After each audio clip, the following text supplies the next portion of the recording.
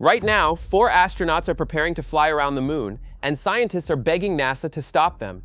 Not because of mechanical failure, not because of budget problems, but because the sun, our own sun, is entering one of the most dangerous phases it has seen in decades. And NASA's launch window sits directly inside it. This isn't speculation. A peer-reviewed study published just weeks ago has identified something scientists have never been able to do before: predict exactly when and where the sun will unleash its most violent eruptions. Eruptions powerful enough to deliver a lethal radiation dose to any astronaut outside Earth's protective magnetic field. The Artemis II mission is scheduled for April 2026. The danger window runs through mid-2026. The math is uncomfortable. Let's talk about what's actually happening up there. The sun is not a stable, reliable furnace. It's a churning magnetic monster, and right now it's behaving like one. Solar cycle 25 reached its maximum in 2024, which means we're still in the tail end of peak activity. And in the first 4 days of February 2026 alone, the sun fired off 6 X-class solar flares, the highest category that exists. The largest of them, an X8.1 event, ranked among the strongest eruptions recorded in nearly 20 years. X-class flares aren't just pretty light shows. They release more energy in minutes than the entire United States uses in a million years. They hurl streams of charged particles across the solar system at millions of miles per hour. When those particles hit a power grid, they can fry transformers. When they hit a satellite, they can blind it permanently. And when they hit an unshielded human body outside Earth's atmosphere, the results are not survivable, not without protection.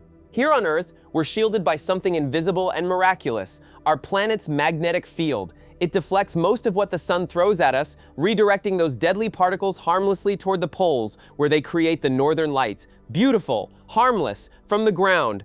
But Artemis II isn't staying on the ground. The mission's trajectory takes the crew on a free return loop around the moon, well outside the magnetic bubble that keeps us safe. For days, those 4 astronauts would be exposed to whatever the sun decides to do. And this is where it gets really interesting. Scientists have known for decades that solar flares are dangerous to deep space travelers. What they couldn't do until now was predict when the really catastrophic ones would hit. Standard forecasting gave you maybe hours of warning. That's barely enough time to shelter in place, let alone change a launch date. But a team led by Velasco Herrera at the National Autonomous University of Mexico just changed that entirely. After analyzing 50 years of satellite X-ray data from the sun, they identified something hidden inside the noise: repeating cycles of superflare activity. Cycles that last 1.7 years. Cycles that last 7 years. Patterns that, when layered together, predict dangerous windows months, even a year in advance. Their model doesn't just predict when. It predicts where on the sun the explosions are most likely to originate.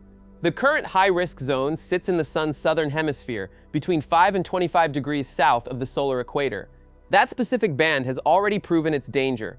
In October through December 2025, as the researchers were submitting their paper for publication, the Solar Orbiter spacecraft discovered a series of massive superflares erupting from the far side of the sun, the hidden side, the side we can't see from Earth. The eruptions included events classified as X11, X9.5, X9.7, and an X16.5, some of the most powerful flares in recorded history. And they matched the model perfectly. The researchers hadn't been told about those eruptions. They predicted the timing independently. Velasco Herrera's message to NASA was direct: April is too soon. Given how active the sun is right now, he said, delaying the launch until the end of 2026 may be a much safer decision. NASA has heard this. So far, the April target remains. But there's something most people aren't talking about. This isn't the first time NASA has gambled with solar radiation and astronaut lives. In August 1972, between the Apollo 16 and Apollo 17 missions, the sun fired off one of the most powerful solar events of the 20th century, a proton storm so intense that it would have been incapacitating, possibly fatal, to any astronaut caught outside Earth's atmosphere.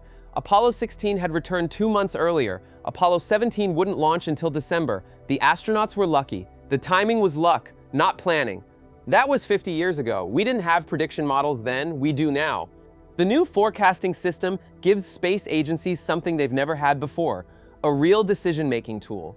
Not just a warning siren after the flare erupts, but a calendar, a probability map, a way to say, this window is dangerous, this window is safer, plan accordingly. The next high-risk period after mid-2026 begins in early 2027, focused on the sun's northern hemisphere. So the options are stark: launch before the current danger window closes and hope the sun cooperates, or delay and wait. And this is where it gets personal. Because this isn't just about 4 astronauts, the same superflares that threaten a crew capsule around the moon can reach Earth. The 1989 Quebec blackout, caused by a geomagnetic storm, knocked out power for 6 million people in 90 seconds. A Carrington-level event today, the kind of superflare the new model is designed to predict, could disable transformers that take years to replace, GPS networks, financial systems, hospital equipment. Scientists estimate the probability of a Carrington-scale event in any given decade at somewhere between 10 and 12%. We are currently in the most active solar period in nearly 2 decades, and we finally have a tool that can see it coming. We might be standing at the beginning of a new era in space weather science, one where we stop reacting to what the sun does and start anticipating it. The stakes for Artemis 2 are real and urgent, and the scientific community has made them clear. Whether that warning is heeded is another question entirely. What we do know is this: the sun does not negotiate. It does not care about launch schedules. It has been doing this for 5 billion years, long before there were astronauts to worry about, and it will keep doing it long after.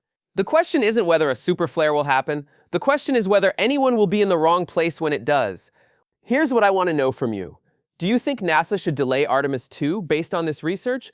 Or is the risk acceptable given what's at stake for the program? Some of you have been following solar activity for decades. Drop your read on this in the comments. The data is there, the warning has been issued. NASA's decision hasn't changed yet. The sun's hasn't either.